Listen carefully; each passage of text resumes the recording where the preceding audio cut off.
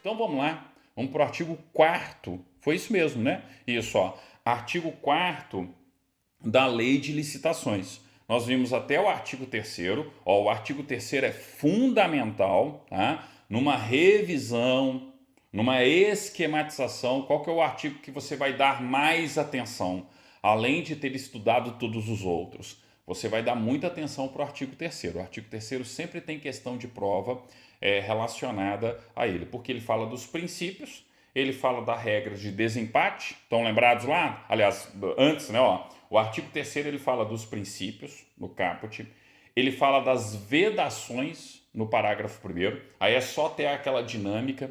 Primeiro, as vedações estão falando de uma igualdade formal, uma isonomia, todo mundo sendo tratado de uma mesma maneira, mas ao final de cada vedação você tem a exceção, e a exceção está baseada na igualdade material, pois eu posso sim criar diferenciais, tratar os desiguais de forma desigual na medida de suas desigualdades, entenderam? Então é o parágrafo 1º. O parágrafo 2º, regra de desempate. Empatou. Como vai ser o desempate? É como se fosse um desempate em um concurso público, né? Ah, depois disso, eu tenho lá as questões das preferências, né? As regras de preferência. Eu posso criar preferência para determinados fornecedores? Posso. E aí todo o restante do artigo, né, faz referência a essas regras de preferência, esses percentuais de preferência, de modo que eu posso ser um fornecedor nacional, mas que contrato pessoas com deficiência, que invisto em tecnologia e inovação, e aí eu posso até ter um preço maior do que um fornecedor internacional, por exemplo, ou até mesmo que outro fornecedor. Mas como eu tenho a preferência, eu consigo, né, ganhar a licitação em razão dessa margem de preferência, em razão desse percentual. Meu preço pode até ser um preço um pouco acima, mas como eu tenho a margem de preferência, eu ganho a licitação. É como se fosse uma prova de títulos. Façam essa comparação sempre, tá? Sempre que a gente estiver falando a respeito do artigo 3º, né, dessas regras de preferência, compara com o concurso público. Eu posso ter um concurso que é tão somente um concurso de provas, mas eu posso ter também um concurso que é de provas e títulos.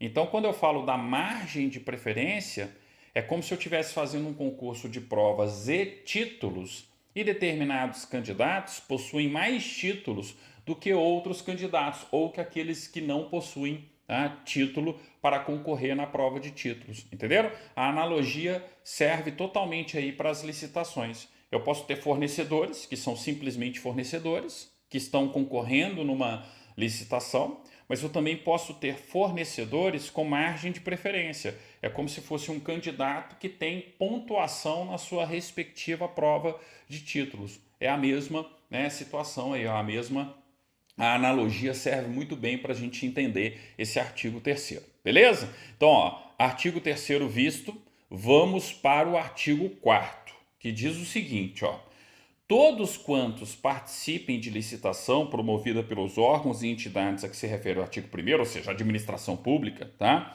têm direito público subjetivo, ó. Então isso aqui é uma questão de prova também, ó.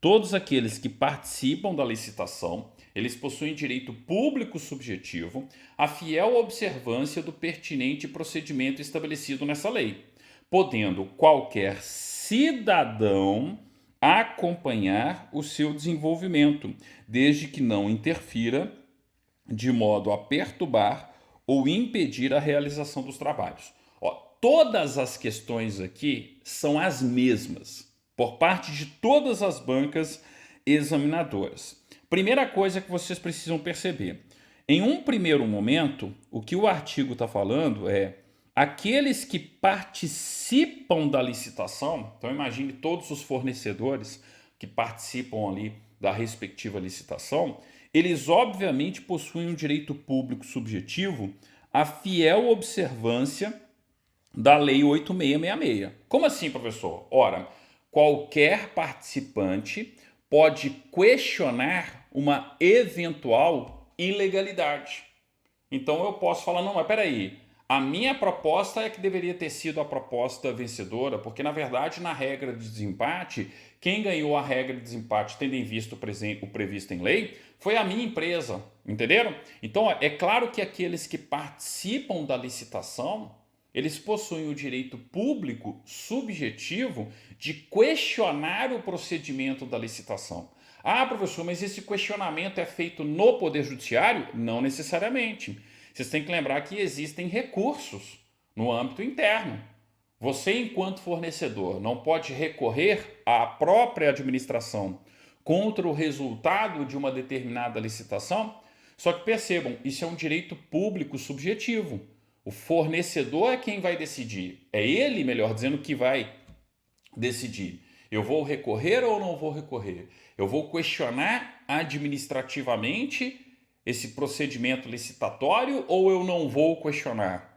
Eu vou provocar o Poder Judiciário ou eu não vou provocar o Poder Judiciário? Então aqui vale tanto para o plano interno quanto para o plano externo. O plano interno, assim, de você, né, provocar internamente o próprio controle da administração para que verifique o procedimento da licitação, de modo a evitar qualquer tipo de ilegalidade. E da mesma forma, a empresa tem o direito público subjetivo, o fornecedor, né, não necessariamente uma empresa, mas enfim, o fornecedor, ele tem o direito público subjetivo de questionar também perante o Poder Judiciário. Aí entra no artigo 5º, inciso 35.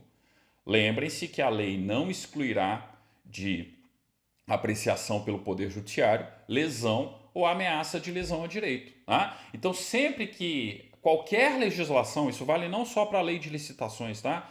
Qualquer licitação, qualquer legislação estiver falando a respeito de um procedimento administrativo, é claro que aqueles que participam do procedimento administrativo poderão questionar internamente se o procedimento está sendo seguido ou não, se o procedimento está correto ou não. Então é claro que todos os que participam de um procedimento administrativo, qualquer que seja ele, têm o direito público subjetivo de questionar uma eventual ilegalidade. Afinal de contas, o princípio da legalidade é um dos princípios mais importantes da administração pública, ok? E óbvio, além de questionar internamente, toda e qualquer pessoa tem o direito público subjetivo de provocar o Poder Judiciário quando tiver lesão ou ameaça de lesão a direito. Então, na hora que a gente para pensar na Constituição e no nosso ordenamento jurídico como um todo, essa informação aqui é meio que redundante, né? Mas, como a gente está falando da Lei 8666, que regula a licitação, eles explicitaram, mal nenhum. Tá, professor, mas como que seria uma questão a respeito disso no concurso público? Tá? A questão é sempre no seguinte motivo, ó. Ok, todos aqueles que participam da licitação têm direito público subjetivo à fiel observância do pertinente procedimento estabelecido nessa lei. Então, aqueles que participam da licitação podem questionar junto à própria administração a legalidade ou ilegalidade na observância da lei. Tranquilo? Aí vem, podendo qualquer cidadão. O que as bancas fazem aqui? Ó? Trocam o termo cidadão por apenas aqueles que participam da licitação. Percebam o seguinte, ó, reclamar o direito de recorrer internamente no procedimento licitatório é de cada fornecedor que participa da licitação. Agora, além disso, qualquer cidadão pode o quê?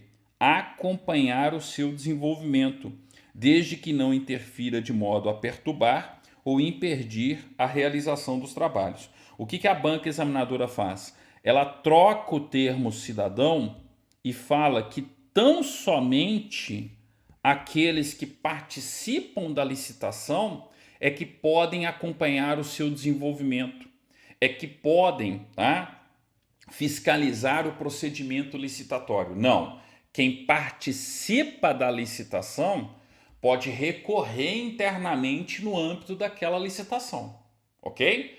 Agora, além de recorrer e de acompanhar, eu tenho que lembrar que o cidadão também pode acompanhar. E, dependendo da situação, pode até mesmo provocar o Poder Judiciário. Pode, por exemplo, ingressar com uma ação popular. se tiver um ato lesivo à moralidade administrativa, ao patrimônio público, por exemplo, ou algo que prejudique aí, né, o meio ambiente, o patrimônio histórico, entenderam? Então o cidadão ele pode não só acompanhar, tendo em vista o princípio da publicidade, como se for o caso, ele pode ingressar na justiça questionando aquela licitação. Então percebam que além dos fornecedores que participam da licitação fiscalizarem constantemente o próprio procedimento licitatório, existe um controle externo por parte da sociedade. É um controle social. Por quê? Porque qualquer cidadão pode acompanhar. E identificando uma irregularidade, pode provocar o Poder Judiciário, pode representar o Ministério Público, pode até mesmo representar ao Tribunal de Contas. Então percebam que o cidadão ele é um agente de controle, mas é um controle externo, um controle social do procedimento licitatório aqui. Então percebam que a banca ela vai tentar eliminar o cidadão, falar que é só aqueles que participam da licitação é que podem acompanhar o seu desenvolvimento. Não, eu preciso respeitar, gente, o princípio da publicidade. Ó. Isso aqui tem a ver com o quê? Tem a ver com publicidade.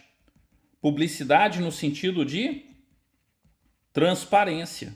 Entendeu?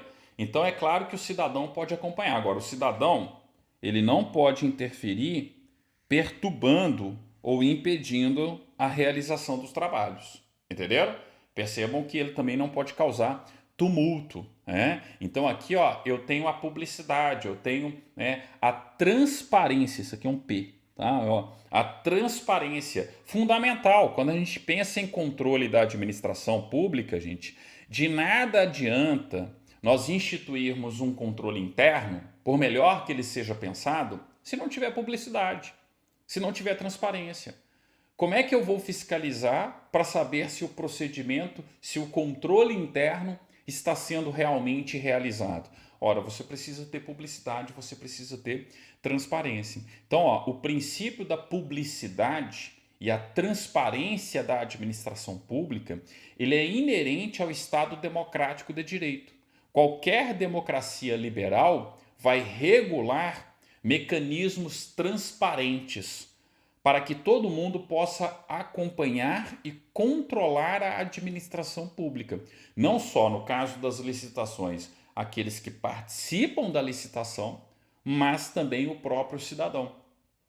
O próprio, o controle social, ele existe. O próprio cidadão tem aí inúmeros instrumentos para provocar esse controle externo da administração pública. Então, por exemplo, se eu sou cidadão e percebo uma irregularidade em uma licitação, eu posso entrar com ação popular, eu posso representar o Ministério Público, eu posso provocar o Tribunal de Contas, eu posso provocar até mesmo o Poder Legislativo, encaminhando a ilegalidade para um vereador, um deputado estadual, um deputado federal, um senador. Então, naturalmente, percebam que existe essa participação cidadã. Agora, a participação cidadã só existe em Estado democrático de direito. Só existe em democracias liberais. Então é por isso que a publicidade e a transparência são ferramentas muito importantes para o controle da administração pública, ok? Então, ó, não caia na tentativa da banca examinadora. A banca examinadora ela sempre tenta eliminar o cidadão, falando que só aqueles que participam da licitação é que podem acompanhar a licitação. Não, qualquer cidadão pode acompanhar o seu desenvolvimento. O que o cidadão não pode fazer é interferir de modo a perturbar a realização dos trabalhos. Percebam aqui, ó, principalmente para as bancas mais literais, o não, desde que não interfira de modo a perturbar ou impedir a realização dos trabalhos. Bem tranquilo, mas uma questão bem comum aí em termos de prova também, beleza? Ok. Bola para frente aqui, ó. Próximo dispositivo, Opa, eu repeti aqui, ó. Peraí. Acabei repetindo aqui, ó. Eu joguei o artigo 4º para frente. Tudo bem, não tem problema. Parágrafo único, né? Parágrafo único aqui, ó. O procedimento licitatório previsto nessa lei caracteriza ato administrativo formal, seja ele praticado em qualquer esfera da administração pública. Sabe aquela típica afirmativa de certo e errado, por exemplo, do CESP, ó? Ou então quando o examinador está procurando algo para completar uma questão, e aí ele sempre lança mão disso aqui, ó. A licitação, o procedimento licitatório, né? Caracteriza o quê? É um ato administrativo formal, óbvio. Eu tenho um ato administrativo formal. Perceba que eu tenho esse formalismo da licitação. Professor, isso é uma burocracia muito grande, tá? E desde quando burocracia é 100% ruim? É claro que a gente tem uma conotação da palavra burocracia que, em regra, na nossa sociedade hoje em dia, é uma conotação negativa. Mas burocracia, gente, não significa simplesmente uma administração pública ineficiente. O que a gente não pode ter é um excesso de burocracia. Mas uma administração pública com a sua burocracia também é necessária. Com o seu formalismo é necessário para que você tenha o desempenho da atividade administrativa, a prática dos atos administrativos de uma forma padronizada, de acordo com a formalidade necessária, garantindo a publicidade necessária. Então a gente precisa aliar burocracia com eficiência. Na hora que eu alio burocracia com eficiência, eu estou falando de uma administração pública gerencial. Então, quando a gente fala de administração pública gerencial, não é eliminar toda a burocracia, é eliminar a burocracia desnecessária. Então, é aliar burocracia, os formalismos necessários, tá?